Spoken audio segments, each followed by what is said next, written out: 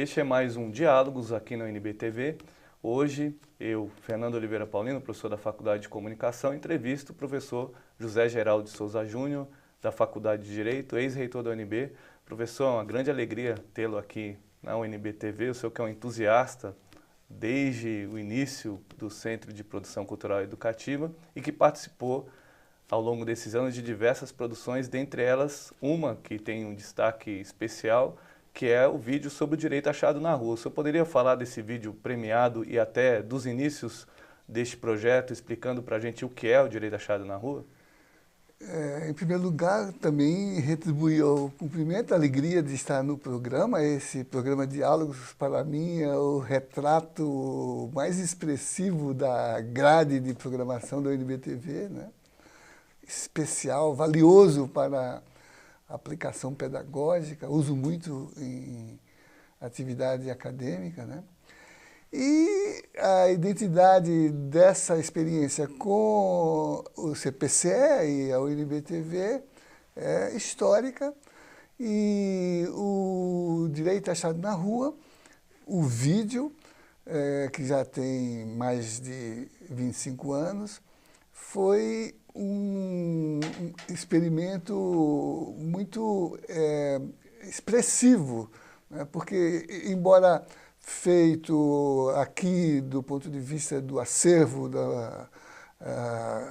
do CPCE, da direção artística, que foi o César Mendes, que também era aqui do CPCE, o vídeo foi produzido como representação de um projeto acadêmico que é muito designativo da contribuição da UNB e de sua faculdade de Direito ao debate crítico sobre o direito como criação do social. Por isso, o direito achado na rua.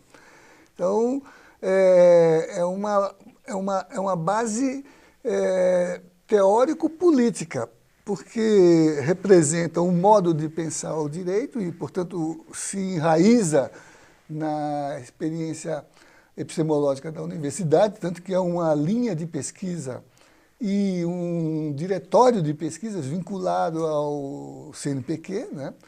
E enquanto linha de pesquisa é uma base da política de pós-graduação da universidade, abre vagas para os editais de pós-graduação, tanto da Faculdade de Direito quanto do mestrado em Direitos Humanos e Cidadania do CEAN. Então, essa dimensão político-teórica do projeto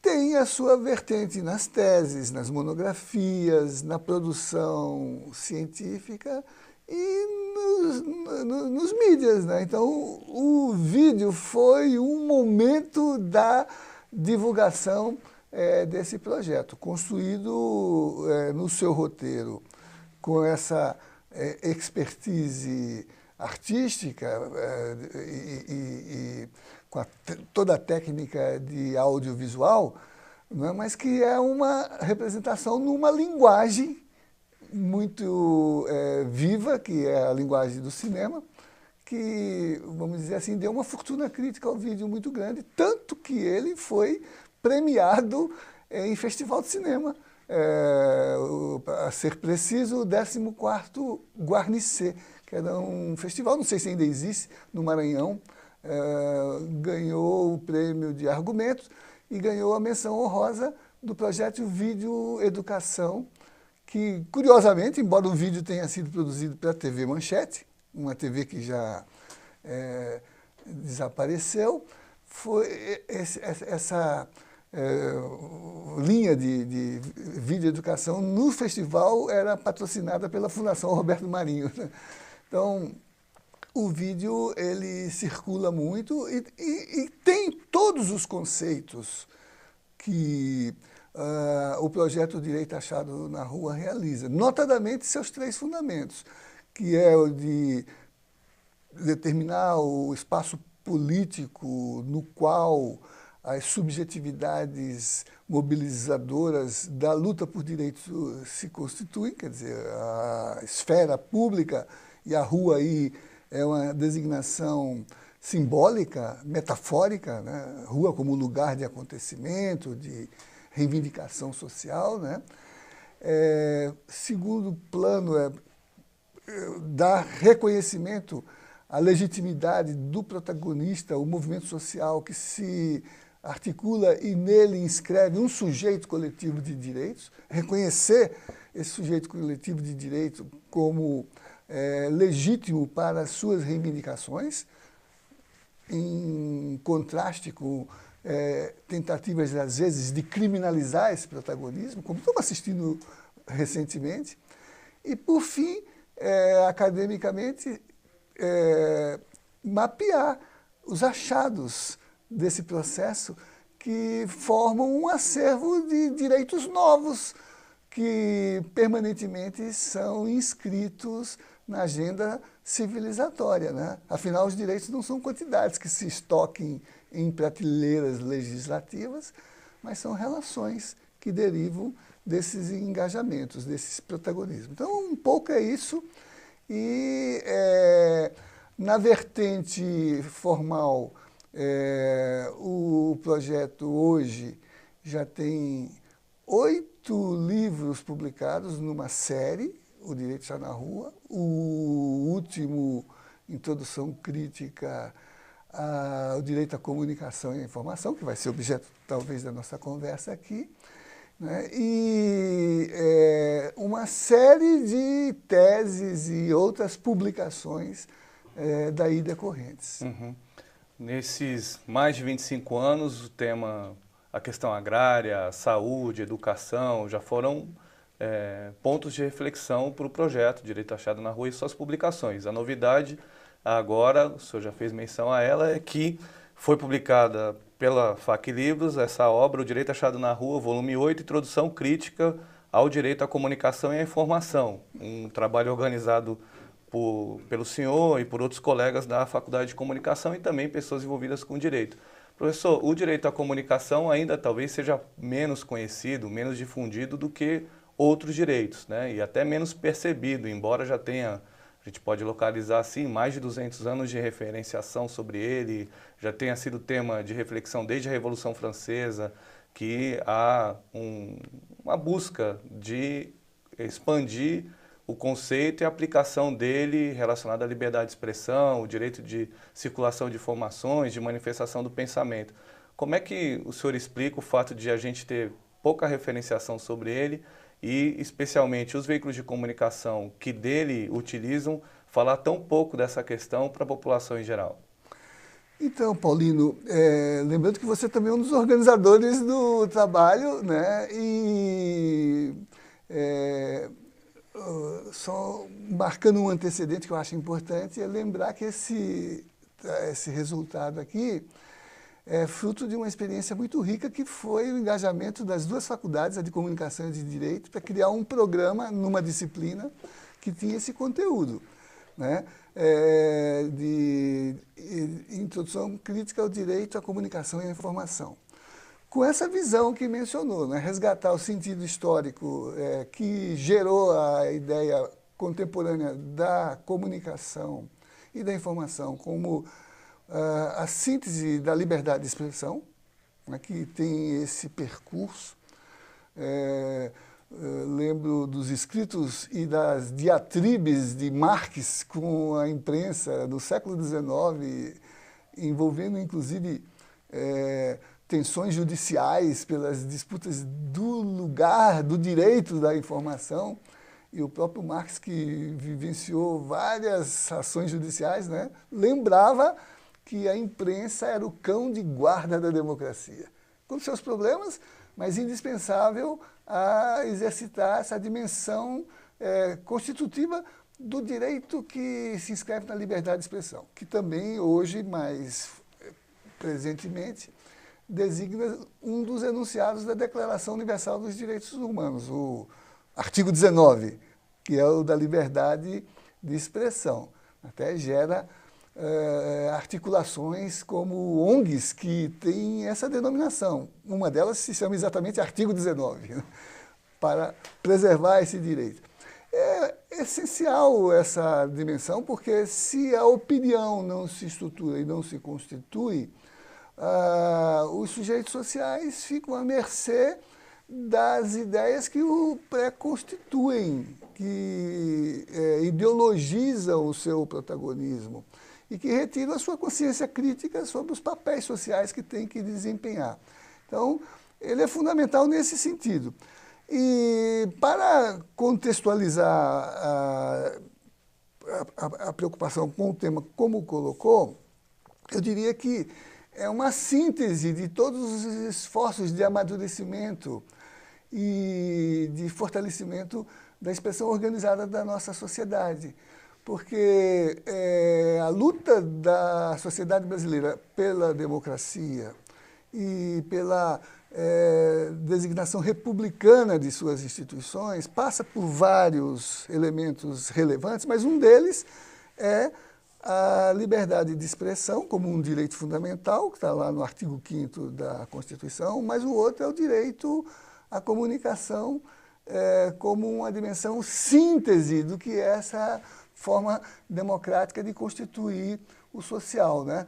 No qual a comunicação e a informação não é uma referência para aquilo que seria o patrimônio privado dos que se apropriam dos bens e da riqueza, mas é um direito da sociedade, é um modo de constituir uma sociedade legitimamente participativa e democrática. Então, na nossa história recente, a comunicação social, a comunicação como direito, a comunicação como uma expressão de sociabilidades legitimadas em processos democráticos, passou a ser um dos referenciais que mede a maturidade política da nossa sociedade.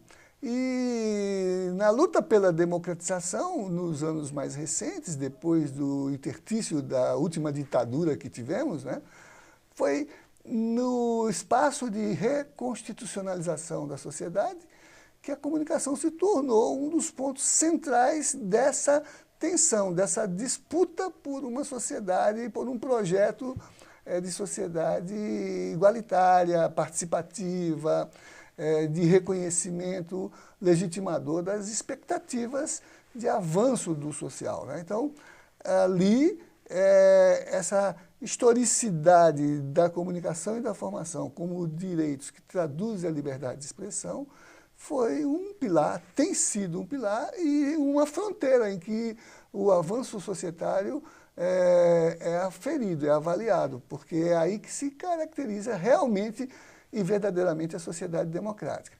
E mais presentemente, por conta do fato de que os meios de comunicação têm tido um papel estratégico no sentido das tensões entre o avanço democrático da organização da nossa sociedade e as tentações obscurantistas, as tentações totalizadoras, até fascistas, de utilizar, né, o domínio das tecnologias de divulgação da opinião para retrair o projeto democrático e dar espaço para novos autoritarismos, né? Hoje a gente fala um pouco de vivermos em quadra democrática um estado de exceção, em que direitos são retraídos, em que liberdades são reprimidas, em que protagonismos são criminalizados. E uma parte desse processo tem a ver com o fato de que nós não superamos a luta pela democratização da comunicação prevista na Constituição atual e temos assistido o uso dos meios de comunicação como uma das dimensões dessa luta, no sentido, inclusive, por exemplo, de traduzir no estado de exceção que estamos vivendo, né, a designação do fato de que passamos por uma conjuntura de golpe institucional que foi midiático também, né? Uhum. Agora, professor, além da aplicação mais ampla do direito à comunicação, especialmente nos grandes veículos de comunicação, existem reflexões acumuladas ligadas à criação de ouvidorias, de mecanismos de participação da sociedade em órgãos públicos e veículos públicos de comunicação e mesmo em universidades. O senhor teve uma experiência como gestor, sendo diretor da Faculdade de Direito, depois foi reitor da Universidade de Brasília. Como é que, a partir da experiência de intelectual, de acadêmico, de cientista e de gestor que o senhor teve ao longo desses anos, o senhor acredita que seja possível criar esse tipo de instrumento para estimular a participação das pessoas nos processos de produção, distribuição e acesso a conteúdos de comunicação? Então, Paulino,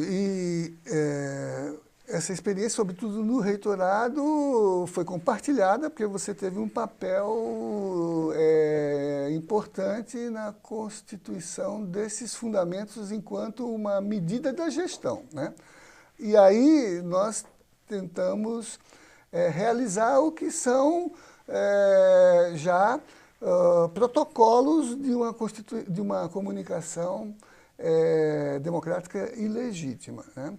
Social, no sentido de que a liberdade de expressão não é negociável, ela é parte de um projeto civilizatório. Claro que num sistema capitalista é disputada pela apropriação, né? E gera esse tipo de tensão que envolve criar mecanismos para preservar os direitos fundamentais, né? Então, desde a liberdade de convicção que é preciso assegurar a jornalistas, a produtores da comunicação, né, as cláusulas de consciência, o que tem sido aqui e ali formador de um acervo de avanços nesse sentido, na luta por liberdade de trabalho, inclusive, com a salvaguarda dos direitos dos comunicadores, né?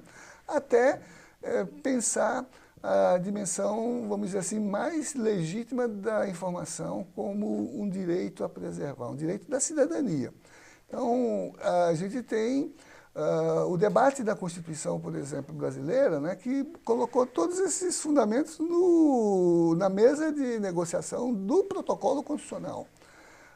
Como o capítulo sobre a comunicação social indica, trabalhando alguns fundamentos da política, no caso da luta constitucional brasileira, o da participação social e do controle social, que não significa censura ou restrição da liberdade, mas significa preservar aqueles fundamentos de que a comunicação tem que ser universalizada como um direito, tem que respeitar as diferenças culturais que estão presentes na sociedade, tem que salvaguardar, né, do ponto de vista da hierarquias de conteúdos, as necessidades das comunidades que preservam determinados valores e determinadas formas culturais.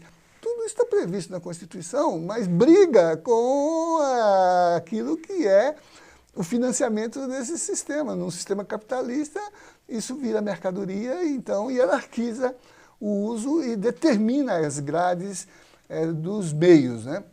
Então, isso tudo está presente e na gestão isso também se fez presente. Aqui, por exemplo, nós tentamos trabalhar os mecanismos de uma estrutura organizativa com bastante respeito à colegialidade da instituição, ao processo deliberativo que caracteriza uma universidade, as unidades gestoras que asseguram esses princípios, criação de ouvidoria, conselhos para que os sistemas de comunicação não sejam apropriados pelo dirigente, pelo titular. E você lembra que, inclusive, eu fui chamado para vários debates, porque nós criamos aqui a novidade. Que novidade? Uma comunicação social que não ficasse subordinada ao dirigente, que fosse um trabalho jornalístico, que preservasse o valor da comunicação como um direito e que, por conseguinte, trabalhasse a informação como um bem devido à sociedade, mesmo que isso pudesse contrariar interesse dos dirigentes. Então, a comunicação foi produzida por jornalistas, como técnica jornalística, como base do fundamento da verdade na política. E o resultado foi que a nossa comunicação se expandiu, se transformou numa referência reconhecida de fonte não interessada, mas de fonte disponível, que aumentou muito a nossa inserção como fonte no espaço social, né? As matérias da UNB eram referidas como fonte legítima na grande imprensa, nos grandes meios de comunicação, né? E o trabalho dos jornalistas muito valorizado, né? Então, foram princípios aplicados, mas princípios que estão, como você disse, nesse acumulado e que requer, vamos dizer assim, postura política de valorizar esse tipo por exemplo, como dirigente, eu me protegi de que modo? Criando uma editoria pessoal, uma carta do reitor à comunidade, que eu fazia toda semana. Então, o jornalista dizia o que ele achava que devia dizer dentro da sua responsabilidade contratual e institucional. Mas o reitor salvaguardava a sua posição, valorizando a colegialidade da universidade, então, tendo o seu discurso circulando nos conselhos, e pela carta que eu fazia toda semana, eu dizia a minha posição, às vezes contra a própria matéria jornalística ou contra qualquer outra posição. Acho isso importante e fui muitas vezes chamado a programas de TV, sobretudo os programas das TVs públicos, para dizer o que era isso. E alguns diziam que era, de um lado, ousadia e de outro lado, coragem. Eu acho que é reconhecimento que um direito tem que ser respeitado. Uhum. Bom, nosso tempo acabou, professor. A gente agradece o senhor pela presença aqui no programa Diálogos e também faz um convite às pessoas interessadas em acessar o livro Introdução Crítica ao Direito à Comunicação e Informação, Direito Achado na Rua, volume 8. Podem encontrar a obra no site da editora FAC Livros, que é faclivros.wordpress.com. Muito obrigado e até a próxima.